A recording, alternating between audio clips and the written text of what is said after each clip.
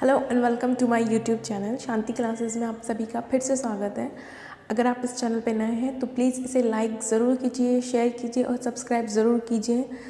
मैंने देखा है कि मैं जब भी वीडियोस डालती हूँ तो काफ़ी अच्छे ही व्यूज़ आ रहे हैं, 100+, कभी कभी 150 हो जाते हैं, लेकिन सब्सक्राइब नहीं करते हैं लोग। मुझे नहीं पता वो रीज़न क्या है, बट अगर आप देख रहे हैं तो प्लीज़ सब्सक्राइब भी कीजिए। बिल्कुल नज़दीक में ही एक रेड कलर का बटन रहता है, तो प्लीज़ इसे प्रेस कीजिए और सब्सक्राइब कीजिए और प्लीज़ शेयर ज़रूर कीजिए।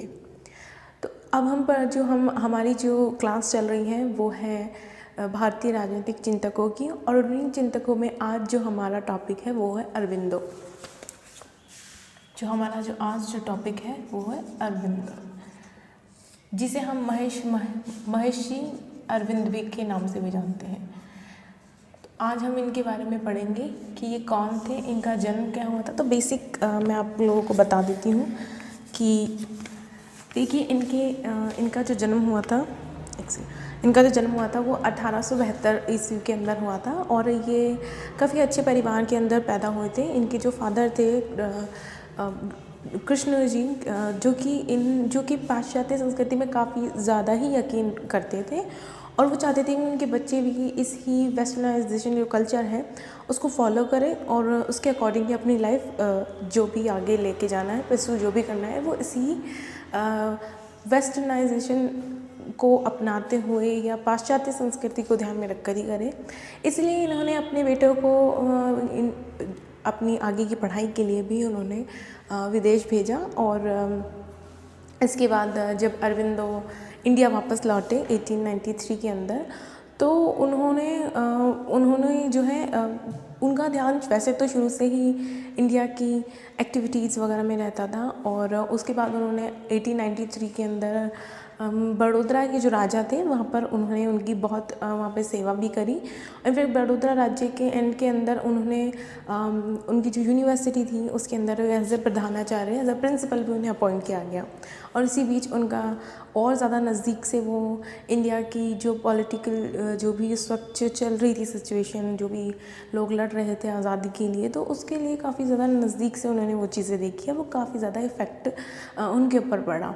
तो फिर वहाँ से इनका जो है पॉलिटिकल करियर शुरू हो गया। बट अरबिंदो का पॉलिटिकल करियर बहुत टाइम तक नहीं चला, बिकॉज़ 1908 के अंदर जब उन्हें जेल हुई थी और 2 साल की, फिर 1910 के अंदर जब वो वापस आए थे तो वो उन्होंने बिल्कुल पूरी राजनीति उन्होंने छोड़ दी और वो पांडिचेरी चले गए। वहाँ पर उन्होंने अपना एक आश्रम की स्थापना करी, और वहाँ से रहकर ही वो जो राजनीति में एक्टिव मैं कहूँगी कि एक्टिव नहीं थे वो इतने ज़्यादा। वो बिल्कुल विवेकानंद जी की जैसे ही थे कि नॉन पार्टिसिपेट होकर भी पार्टिसिपेट कर रहे थे। तो वो कैसे कर रहे थे वो मैं भी बताती हूँ। चलिए शुरू करते हैं। इनका जन्म हुआ है 1872 ईस्वी में, और इनकी मृत्यु हुई थी 1950 के अंदर। ठीक है, देखिए रोला रोमा ने इन्हें क्या कहा है। रोला रोमा जी ने इन्हें कहा है भारतीय विचारों का सम्राट। इन्हें जो है रोला रोमा ने भारतीय विचारों का सम्राट भी कहा है। ये मैं लिख देती हूँ, ठीक है। और इसके अलावा भी उन्होंने कहा है कि एशिया और यूरोप एशिया यानी कि इंडिया की जितनी भी एशिया का जो महाद्वीप है उसको और यूरोप के बीच में जो कनेक्ट करने वाला जो इंसान है रोला रोमा ने उसे महर्षि अरविंद को कहा है। ठीक है, तो मैं लिख देती हूँ यहाँ पर इन्होंने क्या लिखा है।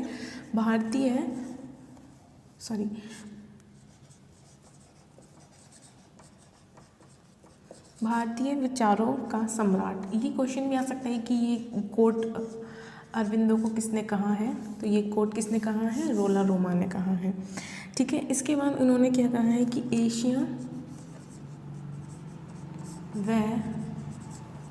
एशिया और यूरोप की प्रतिभा का समन्वय।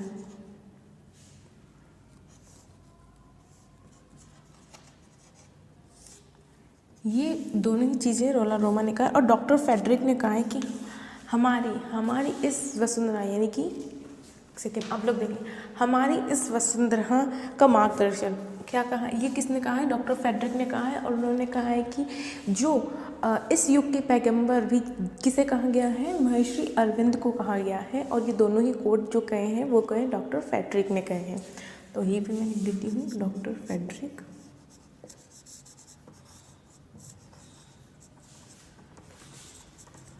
इस वसुंधरा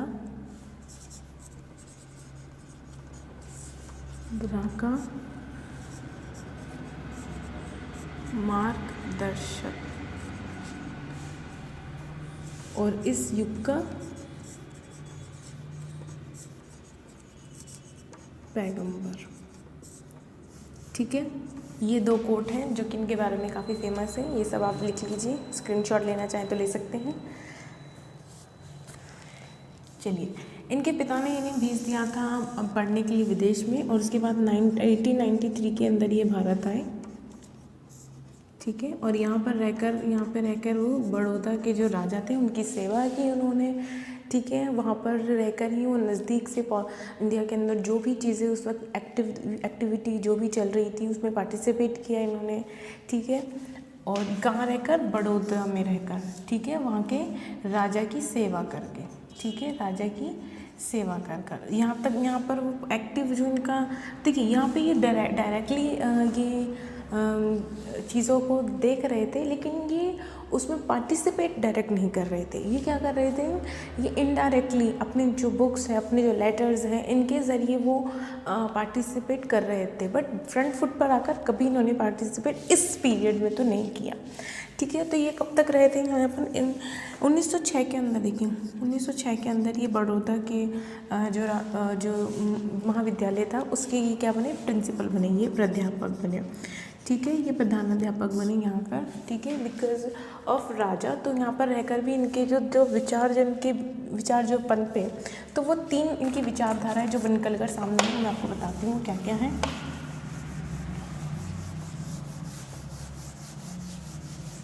देखिए, इनकी जो 3 विचारधाराएं जो निकल कर आई थी सामने, पहली तो ये थी कि ये जो उस वक्त जो कांग्रेसी जो चल रहे थे, जो कि नरम दल के नेता थे, जो याचिका प्रार्थना में यकीन कर रहे थे, जैसे राजा मोहन राय हो गए हैं। ठीक है, कई सारे और नरम दल के जो नेता हो गए, तो वो क्या कर रहे थे, वो यानी कि वो कुछ ऐसे स्ट्रिक्ट एक्शन नहीं ले रहे थे। बस हाँ भाई, उनको वो क्या कर रहे थे कि पत्र लिख देते थे कभी ब्रिटिश सम्राट को, या फिर जो भी शासन चल रहा था वहाँ पर, तो उनको पत्र लिख कर कह रहे थे कि भाई हमें आज़ादी चाहिए। बट कहते हैं एक क्रांति का उन्होंने बिल्कुल भी यूज़ नहीं किया। तो इस चीज़ को लेकर भी अरविंदो काफ़ी नाराज़ थे उन लोगों से कि भाई इन्होंने इस किसी तरह का कोई एक्शन नहीं लिया जो इन्हें लेना चाहिए था। तो देखिए, पहला तो क्या है, उदारवादी कांग्रेसी के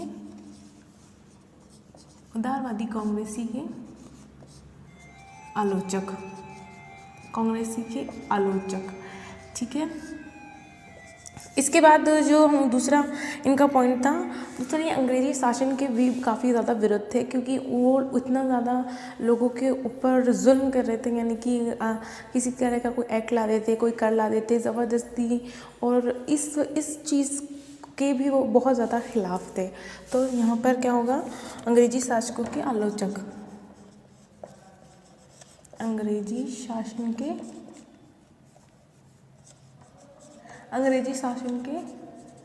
आलोचक। ठीक है, इसके बाद जो तीसरी जो आती है कि वो खुद समझ गए थे कि मैं कितना ज़्यादा इसमें पार्टिसिपेट कर सकता हूँ, तो खुद की जो उन्होंने स्थिति वो भी इन्होंने यहाँ पे भाप ली थी। तो तीसरा पॉइंट इनका ये आता है कि वो खुद जान गए थे कि उनकी राजनीतिक कार्यक्रम क्या है। तो क्या होगा, उनके अपने जो भी उन्होंने ग्रुप बनाए थे, उनके अपने राजनीतिक कार्यक्रम की स्पष्टता। ठीक है, स्पष्टता।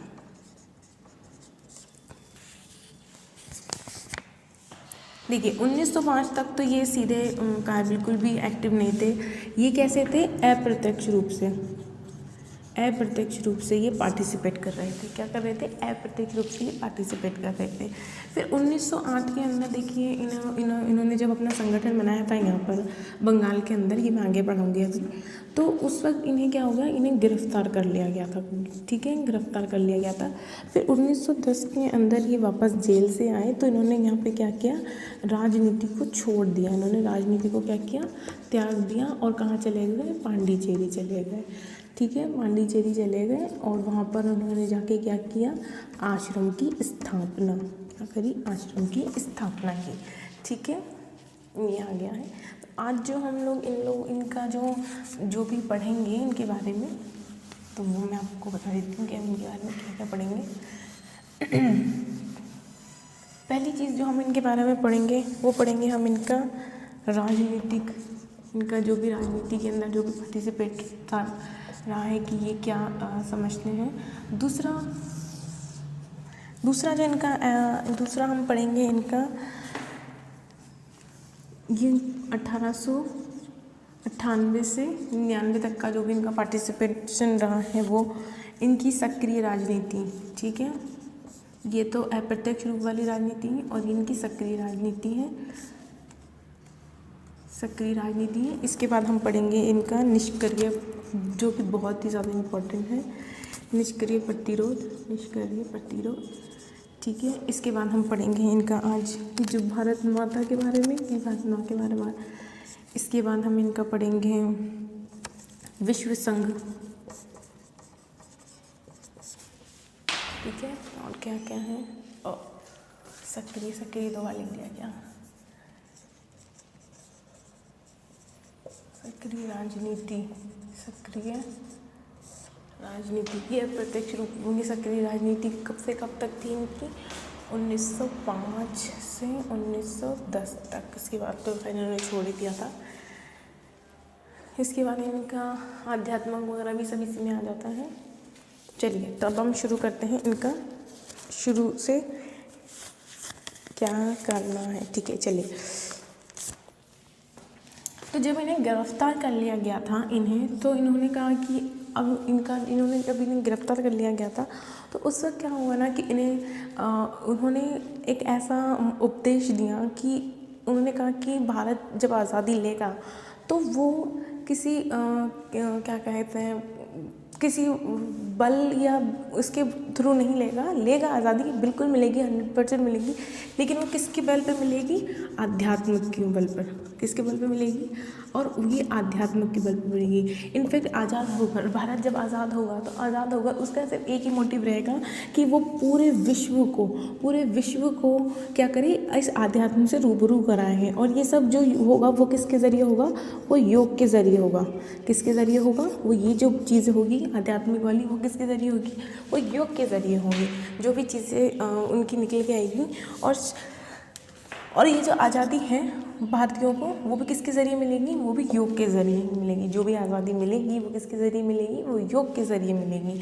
और भारतीयों का उनका जो मेन जो मुद्दा अब जो निकल कर आ गया है, पहले तो वो क्रांतिकारी थे पर अब उन्होंने अब जो छोड़ दिया राजनीति, तो अब उनकी जो राजनीति का जो बेस है वो क्या है, आध्यात्मिक हो गया। तो उन्होंने कहा है कि अब जो भारत आज़ाद होगा तो वो देश दुनिया को जागृत करेगा आध्यात्मिकता के बल के ऊपर। और देश जो आज़ाद होगा उस भारत का उद्देश्य सिर्फ एक होगा कि वो पूरे संसार के अंदर लोगों की जो जागृति है, जो दिमाग की जो मनोवैज्ञानिक जो जागृति है उसको जागृत करे। ठीक है, तो उसका सिर्फ और सिर्फ यही मोटो होगा देश आज़ाद होने के बाद।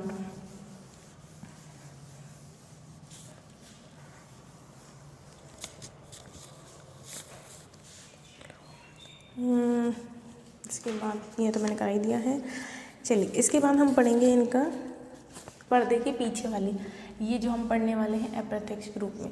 देखिए, क्योंकि ये 1900 मैंने बताया था 1893 के अंदर जब ये इंडिया लौट गए थे तो इन्होंने बड़ौदा के राजा के पास ही जॉब कर रहे थे और उसके बाद 1898 के अंदर इन्हें नौकरी भी दे दी गई थी एज ए प्रिंसिपल। तो एज ए प्रिंसिपल रहने के लिए सरकारी पद के ऊपर रहने की वजह से ये कभी भी डायरेक्टली किसी भी चीज़ का जो भी उनको रिएक्शन लेना होता था या कुछ भी एक्शन करना होता था तो वो इस बिकॉज ऑफ गवर्नमेंट जॉब ये नहीं दे पाते थे। इनफैक्ट उन्होंने एक बुक भी लिखी थी, इस बुक का नाम था new lamp for old, new lamp for old, यानी पुरानों के लिए नए दिए, पुराने दिए के बदले नए। ये है इनकी बुक, ये इनके पत्र थे। तो इस पत्र का जो इन्होंने जो भी अपनी जो भी भावनाएं उस वक्त उनके दिमाग में चल रही थी वो सब इन्होंने लिखी। लेकिन और ये जो लिखी इसको इन्होंने छपवाया था एक इंदु प्रकाश नाम से, एक जो उस वक्त चल रहा था अखबार इंदु प्रकाश नाम से। तो ये उस वक्त उन्होंने लिखवाया था। लेकिन ये जो उन्होंने ये जो बुक जो भी अपने पत्र लिखवाए थे ये कैसे लिखवाए थे? अज्ञात रूप में, यानी कि अज्ञात रूप में लिखवाए थे। यानी कि इनका अज्ञात किसे कहते हैं? जिसका कोई नाम ठिकाना पता नहीं होता है उसे हम अज्ञात कहते हैं। तो इन्होंने भी ठीक ऐसे ही किया था। इन्होंने भी ठीक ऐसे ही किया था कि अज्ञात जो भी अपने जो भी पत्र थे उन्हें बिना नाम से इन्होंने छपवाया था ताकि इनकी जो सरकारी नौकरी है उस पर किसी तरह की कोई आँच ना सके और किसी तरह का प्रॉब्लम उस वक्त ना सके। देखिए तो इन पर इन पत्रों के ज़रिए वो लोगों को क्या संदेश देना चाह रहे थे? वो देना चाह रहे थे कि आपको डरने या देखिए वो ऐसे चाह रहे थे कि दया याचिका या याचना से किसी तरह से भी आप लोगों को आज़ादी नहीं मिलेगी। अगर आपको आज़ादी चाहिए तो आप लोगों को क्या करना होगा? आप लोगों को अपने मन बल इन सब का इस्तेमाल करना होगा। यानी कि अपने अंदर की जो शक्ति होती है उसको उजागर करना होगा। ऐसे नहीं कि आप अंग्रेजी शासन के सामने झुक जाएंगे तो ही आपको आज़ादी मिल जाएगी, आप पत्र लिखेंगे तो आपको आज़ादी मिल जाएगी। तो इस तरह की चीज़ों को वो कहते थे कि अवॉइड कीजिए अपने पत्र या लेखों के ज़रिए। और वो कहते थे कि आप जो कुछ भी करना चाहते हैं तो अपने आत्मबल के ऊपर अपनी जो भी आपके अंदर शक्ति है उसके ज़रिए आप ये सब काम कीजिए। तो ये सारे संदेश उन्होंने दिए थे अपनी इन पत्रों के ज़रिए, वो संदेश देना चाह रहे थे और उन्होंने काफ़ी अच्छे संदेश भी दिए थे। चलिए इसके बाद आते हैं हम, देखिए इसके बाद देखिए 1902 के अंदर इन्होंने क्या किया? अपने बंगाल साथियों के साथ एक संघ की स्थापना की। ठीक है, बंगाल संघ की स्थापना की। तो जो कि बंगाल उस वक्त जो बंगाल के अंदर जो पार्टीशन चल रहा था उसके अंदर भी इस संघ ने काफ़ी ज़्यादा महत्वपूर्ण भूमिका निभाई थी। इन्होंने लोगों के अंदर जागृति पैदा करने का मतलब मतलब कहते हैं ना पौरुष तत्व जगाने की कोशिश की थी।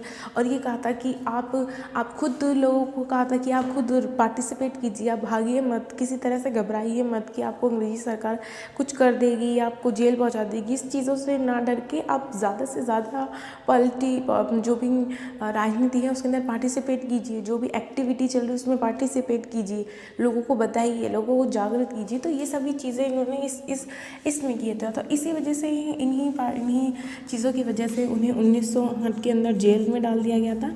और फिर वहाँ पर उनका जो थोड़ा दिमाग वो डाइवर्ट हो गया, वो आध्यात्म की तरफ चले गए। उन्होंने बुक पढ़ी जितनी आध्यात्म की, जो भी इन्हें जेल में समय मिला। उसके बाद उन्होंने 1910 के अंदर वो राजनीति छोड़ दी और कहाँ चले गए? पांडिचेरी चले गए, अपना आश्रम खोल लिया उन्होंने। ठीक है, तो ये इस तरह से इनका एक पूरा जीवन काल है। देखिए इनका एक बहुत ही ज़्यादा इम्पोर्टेंट जो आती है वो आती है निष्क्रिय क्रांति।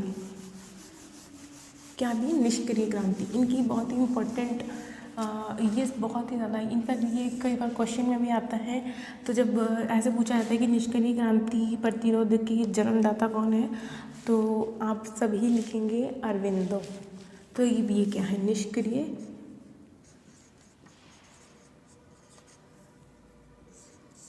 प्रतिरोध। देखिए एक होता है एक्टिव पार्टिसिपेट करना और एक होता है नॉन एक्टिव। तो ये कौन सा था? ये इसका मतलब क्या था? देखिए इन्होंने फर्क भी बताया है। आक्रामक प्रतिरोध ऐसे लिख देना। आक्रात्मक कैसे लिखते हैं? आक्रात्मक ऐसे आएगा। Okay sorry.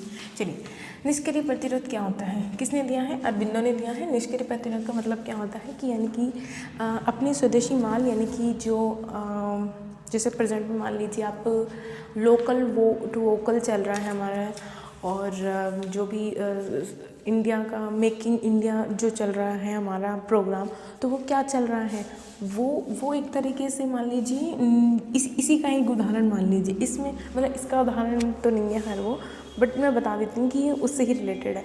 तो क्या हुआ कि उस वक्त सरकारी नौकरियाँ इतनी लोग कर रहे थे, सरकारी योजनाएं, सरकारी विद्यालय, तो इन सब चीज़ों की वजह से लोग इतनी सुख सुविधा उनको मिल रही थी कुछ को, तो जिसकी वजह से लोग डर रहे थे किसमें, गवर्नमेंट के अंदर जो भी विरोध करने के लिए।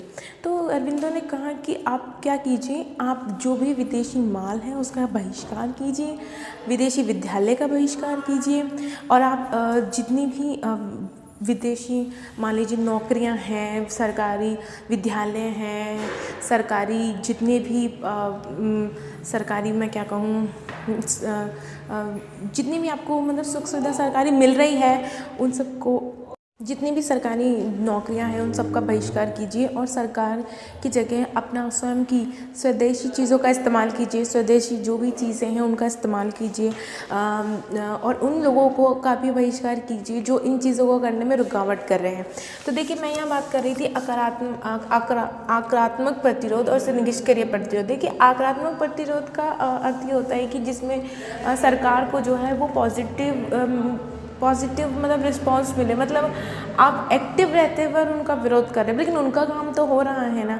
अगर आप उनका काम करना बंद कर देंगे तो somewhere they will be disappoint, और वो क्या करेंगे, वो इस चीज़ से डिसअपॉइंट होंगे और कुछ ना कुछ ज़रूर करेंगे। अगर आप उनका साथ दे रहे हैं, उनका काम कर रहे हैं, उनकी सरकारी विद्यालयों का इस्तेमाल कर रहे हैं, उनके न्यायालय में एज अ वकील, एज ए जूरी के तौर पे काम कर रहे हैं, तो उन्हें कोई फ़र्क नहीं पड़ेगा कि आप उनका विरोध करो, क्योंकि उनका तो काम हो रहा है। लेकिन अगर आप उनके किसी चीज़ में पार्टिसिपेट ही नहीं कर रहे हो, कुछ कर ही नहीं रहे हो, तो उनका काम रुक गए, वो रुके हुए काम की वजह से वो काफ़ी डिस्टर्ब हो जाएंगे। तो वो डिस्टर्ब करना ही क्या काम था, अरबिंदो का मेन मोटो था। ठीक है, ये हो गया। इसके बाद हम बात करते हैं समाजवाद की। देखिए, थोड़ा वो आएगा शोर अब, क्योंकि हमारे गेस्ट आए हैं। प्लीज़ इस चीज़ को अवॉइड कीजिएगा, वरना मुझे पूरा वीडियो दोबारा से बनाना पड़ेगा। चलिए, तो देखिए, अब मैं इसकी बात करती हूँ कि समाजवाद का क्यों, देखिए इनका जो समाजवाद था, इस समाजवाद का ये विरोध भी करते थे, ठीक है, और ये इसका साथ भी देते थे, ठीक है, यानी कि ये इसका सपोर्ट भी करते थे। तो देखिए, ये पूंजीवाद को तो पहले बात तो ये बिल्कुल भी सपोर्ट नहीं करते थे, ठीक है, ये पूंजीवाद को बिल्कुल भी सपोर्ट नहीं करते थे। एक सेकेंड, श्रम जीव मेरे को याद आ गया।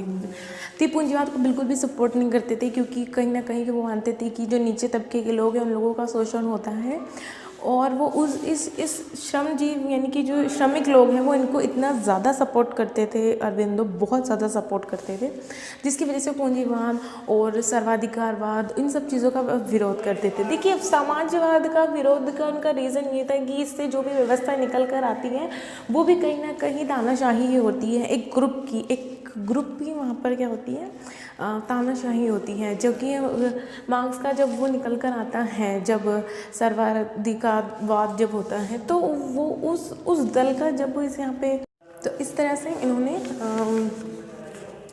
इसका विरोध भी किया है। और देखो, साथ देने का रीज़न सिर्फ इतना था कि इस जो भी वस्तु जो भी निकल कर आती है इस चीज़ से, इस समाजवाद से, तो देखिए इस समाजवाद से जो भी वितरण होगा, देखिए जो वितरण होगा वो कैसा होगा, वो बिल्कुल बराबर होगा, बिल्कुल एक सीधी लाइन में होगा। वो बिल्कुल इस तरह से नहीं होगा कि एक जने को कम और एक जने को ज़्यादा, एक जने को कम एक जने को ज़्यादा, तो इस तरह की चीज़ें बिल्कुल भी नहीं होगी वहाँ पर।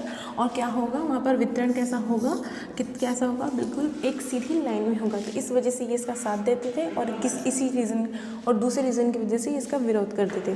देखिए, अगर मैं बात करूँ अरबिंदो की, तो वो इतना ज़्यादा जो भी श्रमिक होते हैं, श्रमिक जो होते हैं, वो इतना ज़्यादा उनको सपोर्ट करते हैं। इनफैक्ट जो बंगाल का विभाजन का विरोध कर रहे थे, जिस वक्त वो 1905 के अंदर बंगाल का विभाजन हुआ था, तो उस वक्त उन्होंने जो नीचे तबके के जो श्रमिक वर्ग है उनको इतना ज़्यादा सपोर्ट किया और उनसे कहा कि आप आइए, आप एक्टिव होइए और आप ही इस जो भी हम क्रांति कर रहे हैं या जो भी किसी भी तरह का हम मूवमेंट कर रहे हैं उसमें आइए, आप पार्टिसिपेट कीजिए और आपसे ही सब कुछ हम आगे बढ़ाएंगे। उन्होंने कहा यहाँ तक। देखिए, उन्होंने श्रम को इतना, लेकिन देखिए उनका जो श्रमिक जो सपोर्ट करते थे और जिस समाजवाद की वो बात करते, वो मार्क्सवाद से बिल्कुल अपोजिट था। कैसे अपोजिट था? क्योंकि मार्क्सवाद क्या कहते थे कि पूंजीवादियों को, देखिए मार्क्स क्या कहते थे, पूंजीवादियों को उखाड़ फेंको, क्या करो इनको उखाड़ फेंको और उसके बाद समाजवाद की स्थापना करो, और श्रमिकों से भी यही कहते थे। ठीक है, लेकिन जो अरबिंदो का जो समाजवाद है, अरबिंदो का समाजवाद वो किस पे टिका हुआ है? इसका किस पे टिका हुआ है? क्रांति पर। ठीक है, बिल्कुल क्रांति पर। और अरबिंदो का जो समाजवाद है वो किस पे टिका हुआ है? वो टिका हुआ है आध्यात्मिक पे। ठीक है, आध्यात्मिक पे। ठीक है, और किस पे टिका हुआ है? नैतिकता पे। तो उसके और इसके बेस में बिल्कुल दिन रात का फ़र्क है। इसका बेस टिका हुआ है क्रांति पे, इसका बेस टिका हुआ है आध्यात्मिक और नैतिकता के ऊपर। तो इसलिए ये दोनों बिल्कुल अलग है। कार्ल मार्क्स और अरबिंदो का जो समाजवाद और जो पूंजीवाद का जो विरोध का जो तरीका है, वो इन्हें एक दूसरे से बिल्कुल ऑपोजिट बनाता है। ठीक है, ये भी हो गया हमारा, ये भी हो गया। अब कौन सा बचता है? देखिए अरबिंदो ने भारत को एक माता के रूप में, एक माता मतलब कहते हो आप, जो भी हमारे इंडिया का जो नक्शा है, देखिए हमारे इंडिया का जो नक्शा है, जो इंडिया है, उसे उन्होंने कैसे रूप में देखा है? एक माता के रूप में देखा है। एक माता, भारत माता का उन्होंने नाम भी लिया है कि भारत माता ने कई सालों से अपने बच्चों का भरण पोषण किया है, खेती बाड़ी वगैरह उपजाऊ ज़मीन देकर। अब दूसरी विदेशी ताकतें हमारी माता के ऊपर आकर उनका शोषण कर रही हैं, ठीक है, उनके ऊपर अपना हक जमा रही हैं। तो भारत देशवासियों का फ़र्ज़ बनता है कि वो अपनी माता के लिए कुछ करे और उनकी जो भी उनका जो भी शोषण हो रहा है उसको रोके, उसका विरोध करे। और ये भारत माता का रूप में इन्होंने देखा है। देखिए, ये भी बहुत ही इम्पोर्टेंट बात है इनकी। सबसे ज़्यादा जो इम्पोर्टेंट बात इनकी निकल कर आती है वो है, एक तो निष्क्रिय प्रतिरोध और दूसरा आता है विश्व संघ। उस ज़माने के अंदर, यानी कि उस ज़माने के अंदर, आज के बराबर देख लीजिए आप, 100 साल पहले देखिए, उस समय ही इन्होंने UNO की बात सोच ली थी। UNO की बात सोच ली थी। ठीक है, UNO की बात सोच ली थी, जो कि बना है 24 अक्टूबर को बना है हमारा UNO। 1945 के अंदर ये बना है UNO। तो देखिए उस 45 साल पहले ही उन्होंने इस बारे में कह दिया था कि देखिए जो भी हमारा, देखिए उन्होंने ये कहा था कि स्पेसिफिकली कहा था कि देखिए आने वाले समय के अंदर यूरोप एशिया और भी ज़्यादा दूसरे जो महाद्वीप हैं, ये सब आपस में मिलकर एक ऐसे संघ का निर्माण करें जो आध्यात्म को आगे ले जाए, जो शांति पैदा करे। ठीक है, और इस तरह के संघ की बात करी। देखिए संघ की उन्होंने इतने साल पहले ही बात कर दी। ठीक है, उन्होंने इतने सालों पहले ही विश्व संघ की बात कर दी, UNO की बात कर दी, जो कि बना है अभी मतलब 1945 में बना है। उन्होंने इतने अच्छे से डिस्क्राइब किया है। देखिए, एक उन्होंने बिल्कुल राज्य और व्यक्ति के संबंध के बारे में भी कहा है। देखिए, व्यक्ति को बिल्कुल कैसे मानते हैं? व्यक्ति को ऐसा मानते हैं कि व्यक्ति की स्वतंत्रता में वो बहुत यकीन करते थे, बहुत ज़्यादा यकीन करते थे। देखिए, उन्होंने इसकी स्वतंत्रता को इतना यकीन करते थे कि वो कहते थे कि राज्य को कोई हक नहीं है कि वो व्यक्ति की स्वतंत्रता में दखल दे। इनफैक्ट वो कहते थे कि व्यक्ति अपना विकास जो है वो किस में करता है? एक समुदाय में रहकर करता है, एक समूह में रह के करता है। तो राज्य का कोई हक नहीं है कि वो क्या करे, राज्य का कोई हक नहीं है कि वो उसकी चीज़ों को कंट्रोल करे, समाज के ऊपर आधिपत्य। तो इस तरह की बात उन्हें कहाँ ले जाती है? किस विचारधारा में ले जाती है? उदारवाद की विचारधारा में लेगी। देखिए, उदारवादी भी तो यही कहते हैं। वो क्या कहते हैं? उदारवादी भी तो ये कहते हैं कि राज्य को व्यक्ति की जो ज़िंदगी है, यानी कि उसके अंदर बहुत ही कम हस्तक्षेप करना चाहिए, आर्थिक मामलों में तो करना ही नहीं चाहिए। ठीक है। तो ये समवेयर अरविंदो कहाँ चले गए हैं, और राज्य के मामले के अंदर उदारवाद में पहुँच गए हैं, ठीक है। अरविंदो किस में पहुँच गए हैं, उदारवाद में पहुँच गए हैं, ठीक है। और वो राज्य को ये भी सलाह देते हैं कि वो व्यक्ति की स्वतंत्रता को काटने का, उसे सीमित करने का उसे कोई अधिकार नहीं है। उस समय जो भी स्वतंत्रता उस वक्त जो सीमित की जा रही थी अंग्रेजी शासन के द्वारा, तो उस बात को ध्यान में रखकर उन्होंने ये बात कही है, ठीक है। तो ये था हमारा अरविंदो, और इनकी बुक्स लिखी है जो कि बहुत ही इम्पोर्टेंट बुक्स है। इनकी बहुत ही ज़्यादा इम्पोर्टेंट बुक है सावित्री, ठीक है। ये इनकी बहुत ज़्यादा इम्पोर्टेंट बुक है, ये पूछा भी जाता है। दूसरी इनकी बुक है, हाँ, इनकी दूसरी बुक का नाम लिखिए द मदर। इनकी तीसरी बुक का नाम लिखे हैं लेटर्स ऑन योगा, ठीक है। देखिए, योगा को ही उन्होंने क्या माना है, आधार माना है भारतीयों की आज़ादी का, कि उन्हें जो भी आज़ादी मिलेगी वो किससे मिलेगी, आध्यात्मिक और योगा उसका आधार होगा। फोर्थ है इनकी योग समन्वय।